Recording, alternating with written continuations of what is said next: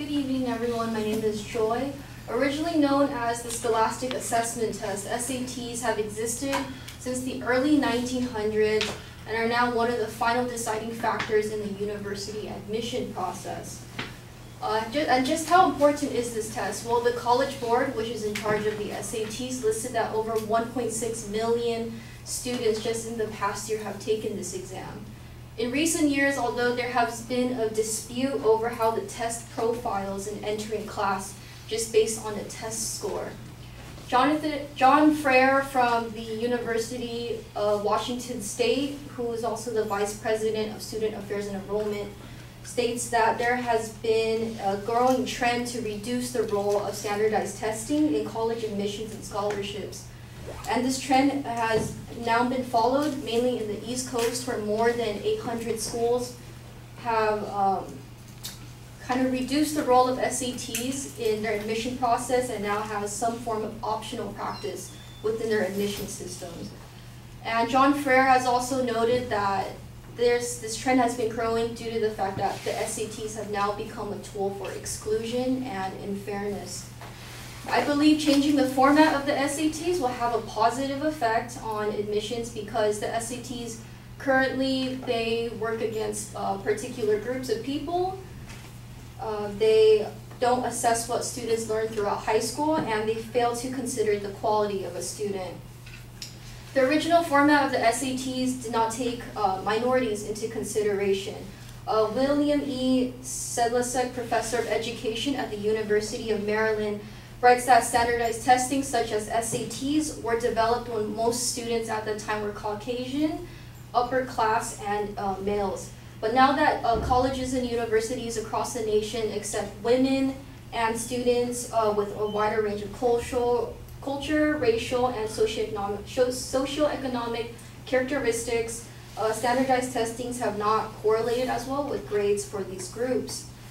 And minorities are put at a further disadvantage because they do not have access or cannot afford SAT prep schools or tutoring. And this is due to the fact that because of the low socioeconomic status, they cannot have these resources. John Frere also mentioned minorities such as Latinos and other underserved students are not afforded high quality services, modern technology, well-paid teachers, or counselors.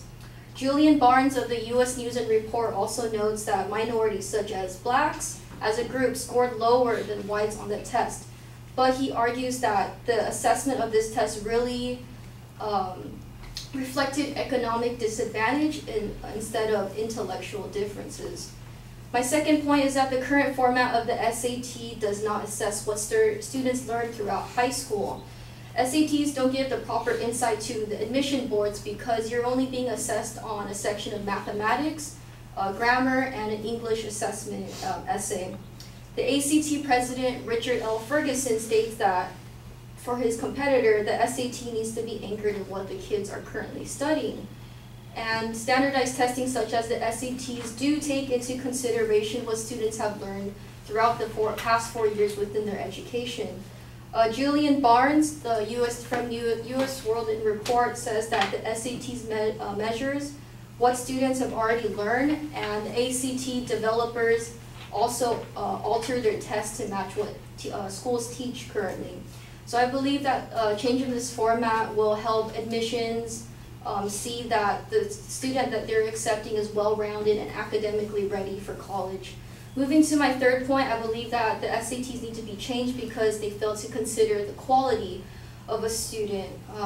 What I mean by quality is like other skills that they have, not just memorizing, thousands of vocabulary words and formulas and shortcuts to be successful within the SATs. Mike Brown, and he is of the University of California faculty and examines SATs. He says you can teach students how to raise their test scores on the SAT, but that's not improving their abilities nor increasing their knowledge. James Poppin of the UCLA, he's a UCLA professor and former designer of standardized testing. He says that these tests stifle creativity and practical problem-solving skills in kids. It forces only routine memorization and encourages teachers to only teach the test. So in the end, students are not learning as much as they could for the standardized testings.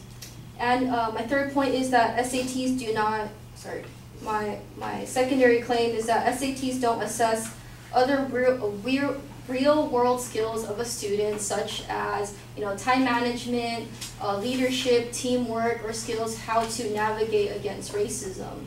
Robert Steinberg from Yale University, who is a psychology professor, states that the SATs should be expanded to measure practical abilities, such as getting along with one another.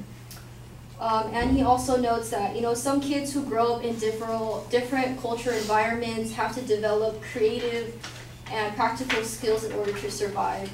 And some students, such as those who grew up privileged or who are white or upper class, they don't need those skills. So in conclusion, I believe that changing the format of the SATs will have a positive effect on university admission systems because it works against many minority groups. It does not assess what has been learned throughout high school. And lastly, that it does not measure the quality of a student.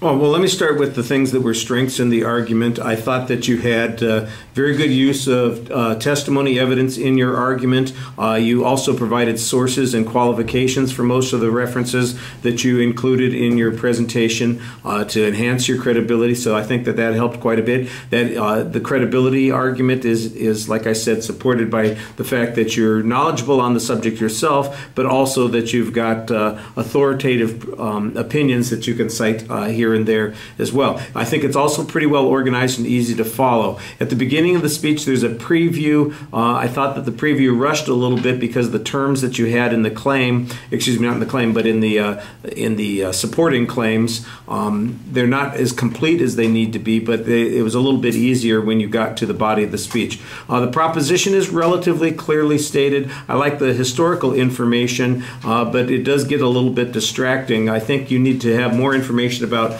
what's going on currently. I mean, you make a reference at one point to the history of the SAT, said originally it didn't include women and minorities and that sort of thing. Yeah, that was, like we're talking about 40 years ago. The test has changed quite a bit over the years. I think you could argue that the changes that the test has made have been insufficient, or that they have not compensated adequately in order to address the biases that were already built in, that sort of thing. I'm a little curious as to what kind of testing they would do that would practically affect people's ability to get along. On that last point, I thought that was an interesting idea, and some of the skills that people learn, how you test for those things, I'm not sure.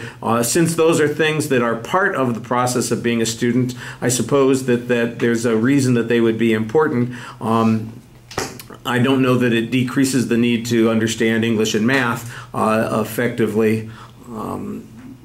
How you weight things, I guess, is what's most important. It sounds to me at one point like you also suggested, though, that a lot of schools have already made these kinds of adjustments. They've minimized the role of the SAT. It's less important. Some schools have alternatives that are largely available. So then the question becomes, why is there a controversy here?